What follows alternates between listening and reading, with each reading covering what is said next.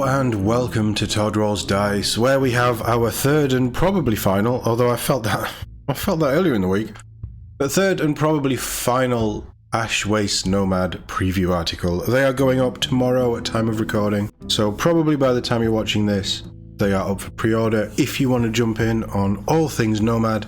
Let's run through this one, and this is giving you an idea of how they actually play. We've had the designer's commentary, we've had the preview of the tribes book, their gang book, so this is now just, are these guys your playstyle? Then this is the team for you, or gang for you in this case. But let's jump into this one. Rule the Wastes, playing as the Ash Waste Nomads in Necromunda. For too long have the Hive Dwellers been treating the surface of Necromunda as their own personal racetrack. But their time is at an end. The Ash Waste Nomads are now gathering in greater numbers, so strap on your spikiest anthromite leathers and be ready to learn how the tribes of the Wasteland tick. Since they first threw off their ash cloaks and let rip with blast carbines in the Book of the Outlands, the core of an Ash Waste Nomad gang has remained stable. Leaders, champions, specialists and prospects all make use of the unique Wasteland skill tree to strike from safety before fading into the background. Their Spartan forces, no that's Halo Flashpoint, are now further augmented with nominally tame wasteland beasts from the vicious, biting Athromite spineworms they keep as pets to the flying Ashwing Hellamites that we haven't seen yet, but I want to see them now. Their excellent agility across the board makes them valuable scouts for nomad hunting parties, though the elite Shadar hunters are the only ones brave enough to tame the spineworms, who back them up in combat with their bared fangs. Crucially, these hunters and their pets are wasteland ambushers who can be deployed last, literally anywhere on the board as long as they are 9 inches from an enemy, and the spineworms are small targets, meaning a -1 to hit penalty on ranged attacks. How do I feel about that? I like that they're wasteland ambushers, I like that they can be deployed last and anywhere on the board as long as they're 9 inches away from the enemy. That also feels a little bit 40k to me, and I want Necromunda to remain its own thing. Lore-wise, and how you would expect tribal melee fighters to fight, it does make sense. So I'm willing to give them a pass. It sounds very strong for Necromunda though. Most notable of their hangers-on are the Anthromite Herders, returning heroes from the Book of the Outcast, who have the unenviable job of raising and feeding Anthromite dune settlers from birth and directing them in battle. Each a roiling mass of teeth and chitin that ambush their prey from seemingly empty dunes before slipping away to safety. I love this model. This is a resin model, so it's expensive and it might be a pain in the ass to put together, but I still love it. So hard to kill. The Anthromite Dune Settlers are notoriously hard to kill. When rolling on the lasting injury table for an Anthromite Dune Settler, roll twice and apply whichever result the controlling player wishes. Interesting. That's a cool little rule.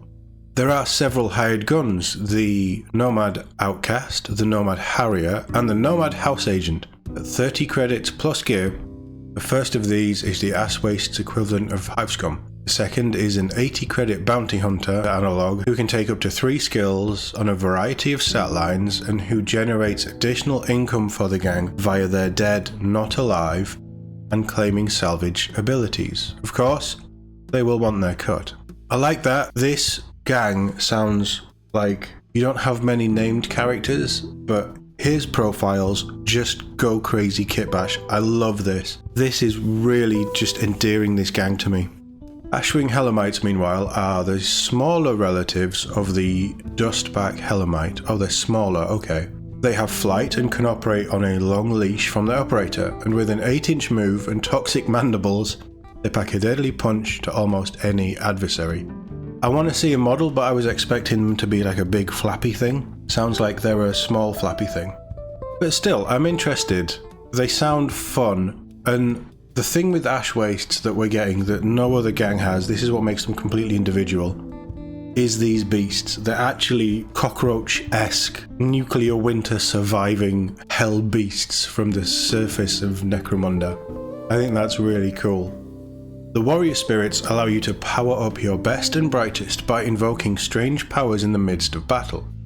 We've already had a taste of their power in a past edition of Apocrypha Necromunda, but now there are 4 groups of 6 spirits you can beseech according to where your gang hails from. The Lead Sky Seekers channel their worship of storms into spirits that heighten their strength and ferocity. Nice. For example, and each leader or champion can call upon one at random before battle is joined. The results of these invocations are many and varied, from sudden storms of loose debris to coruscating energy arcs emitting from a ganger to biblical plagues of insects and surges of healing energy. The random way you generate your spirits means you can never quite plan for the right ones to be available, but the powerful effects they offer make up for their caprice. That again adds, and I suppose it's the element of luck, isn't it? It's the element of chance. You might not get what you want. You can't build a battle around having a set skill. You know you're going to get one of the 6. You never know which. That's the kind of random nature I like in these kind of games. And as Play on Tabletop often say, dice tell stories. That is the kind of dice roll that can change the absolute narrative of the battle, of a campaign. That's the kind of thing that I love, and these random rolls is what Necromunda does really well, and it's nice to see that they're still doing this. So we have a couple of rules here. The Her-Nag Warrior Spirits, Insect Spirit, draws upon the spirit of insects, which is Char-Nag. The fighter is surrounded by a maelstrom of insects, clogging nearby engine intakes and restricting other fighters' movement. Until this round's end phase, any enemy vehicle that moves within 3 inches of this fighter must make a handling test. If that test is failed, they change their status to stationary installed. In addition, all enemy fighters treat the area within 3 inches of this fighter as difficult terrain. Quite nice. And Sungar Warrior Spirits. So Chagar, the Electro Spirit, coruscating energy surrounds the fighter as if static from the storm were drawn to them, which they direct into their weapon attacks. For the duration of the fighter's activation, all attacks made by the fighter gain the shock trait. If they're using a weapon that already has the shock trait, its effect will trigger on any successful hit rather than just a 6. Maybe not as useful, but thematically I really like it. And if you're already running around with something with shock, just being able to shock on a hit is really nice.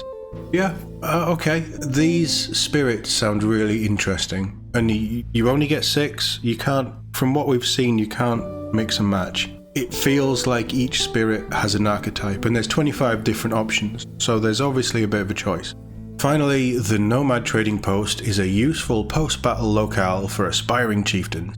Because nomads are barred from pretty much every store in the Underhive, they can pick up their chain lances, electrostatic ammo and heavy blasters here, along with other crucial gear required to survive out in the wastes. With powerful allies and abilities, and the esoteric selection of weapons that favour aggressive movement and careful placement behind suitable cover, combined with capricious spirits and the ability to make the battlefield itself harm your adversaries, the Ash Waste Nomads are a gang that reward forethought and adaptability in combat. You can throw your lot in with the Nomads when Tribes of the Wasteland goes up for pre-order this weekend.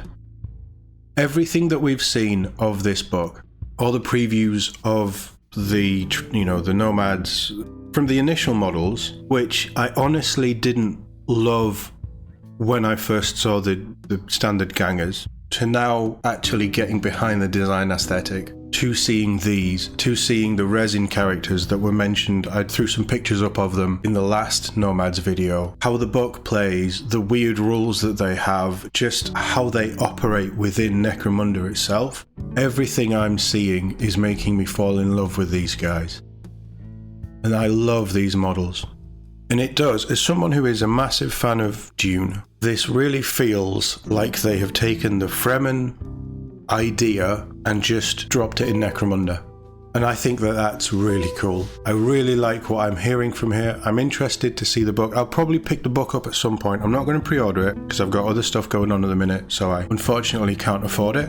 But that's just how this goes. This book isn't going to be a one-time thing. It's not going to be out of print for too long if it does sell out. So I'll pick it up at some point in the next few months and we'll talk about it in more detail when we're starting to focus more on Necromunda, I think. But this is definitely a gang that really interests me. And the older models here, you can just see them there, the standard gangers. They're so characterful, they're so cool, and now you've got all these extra upgrades, they're fully fleshed out. I think that's brilliant, and I can't wait to see more, can't wait to read more about them, and I'm looking forward to this one. But let me know what you think in the comments. As always, thank you very much for watching, and I'll see you all in the next one.